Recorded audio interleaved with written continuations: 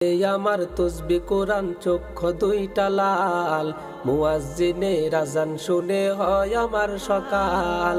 হাতে আমার তসবি কোরআন চক্ষু দুইটা লাল, মুয়াজ্জিনের আযান শুনে হয় আমার সকাল। মসজিদটাই আমার ফেরেশতা ভরা পবিত্র এক স্থান, নামাজের সাথে হয় না ইয়ারি হয় না অভিমান। আযাবকে দিয়া তাহাজ্জুদের নামাজে দাঁড়াইছি, পাগল হইয়া খুদার প্রেমে পারি জমাইছি।